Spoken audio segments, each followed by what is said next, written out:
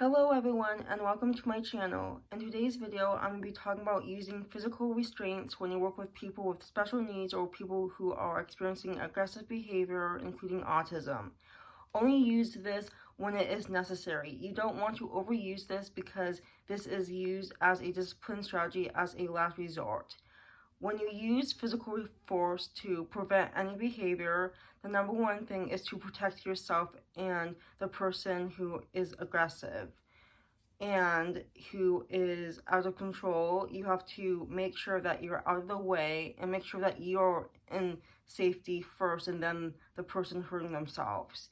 It is to remain safety of yourself, the person, and the surrounding around you because they don't want to get hurt. No one wants to get hurt. Only the person who is out of control can't manage their emotions that it gets to the volcano stage. It is a way to calm them down if nothing else is working.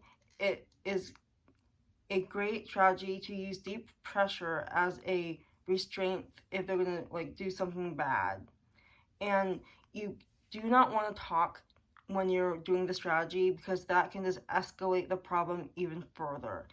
Use calm body movements and make eye contact, but don't talk because that can make things really worse on the other person. Don't be all like, ah, you have to be calm because if you're calm, then the other person will remain calm too. And it is also good to stop the behavior when you notice it right away because things can get worse if you don't see that happening.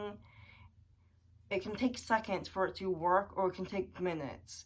I can relate to this because when I'm frustrated, I hurt myself, and sometimes people have to protect me from damage, and I throw things sometimes, and it is very dangerous to be with me if I'm really upset. So sometimes I like to stay away, but they can't do that if it's around my safety too. They have to set the rules and they have to use physical restraints when necessary. And when they do that, it is part of their job, and it is a way to communicate saying you have to stop it now because sometimes it's the only way to control me. Another thing is to ignore the behavior. So sometimes if it's like a little thing, you can just ignore it and it will just go smoothly, and then the person will recognize that you won't get what you want. You have to ask for your needs and your wants if you can communicate effectively, because sometimes people do things for attention, or sometimes people do it because they can't manage their emotions and they're out of control. So always be aware of what person you're dealing with and what works best for them. For me, deep pressure works. So I like being squeezed. I like deep pressure. So that is one of the restraints that is useful for me because it's also therapy. I'll be talking about deep pressure stimulation soon in my next video about how that works when people calm me down. It is also a good thing when you use proximity control is to keep an eye on, are they borderline of hurting themselves? Is it going to lash out? Is it going to be unexpectedly something that we don't know of? So you always have to keep an eye on who you work with and make sure that they're in good hands.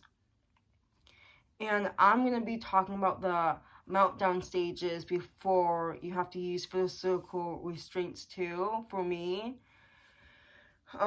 There are a couple stages that happens to me when you use physical restraints before it is necessary. So there's also a good place online that you can look up what are the causes before you have to use restraints. And for me, it's the rumbling stage, and that is just exhibiting behavior. So you are tense, you're shy, you want to back away, you want to run away from the situation you're dealing with. You seem frightened. And number 2 is proximity control. So they see that I'm upset, so they are aware of my actions, and then they have to use proximity control to keep me back on task. I did post a video last video about proximity control, so that helps too, to manage my behavior and just to keep me in line and for me to manage my emotions and to try and communicate to them what I need instead of exploding like a volcano. Then number 3 is the rage stage. So if they don't do proximity control, that means I am already bursting up with emotions and I can either hurt myself or throw things or just be very angry and just yell if I'm very upset. And number 4 is the recovery stage. So what happens after people use physical restraints, or what happens after I get like this, is after a meltdown, I feel like when you want to help a meltdown, people use physical restraints too, and communication. So for me, the recovery stage is just like, you have to like make sure that you're in your mind with your body connected, because you need to just feel in the moment and you just have to relax and just take some time for yourself and to talk to that person you're with for them to help you. So that is the use of physical restraints, and I hope you like this video. I'll be talking more about this topic later, and I'll see you guys later.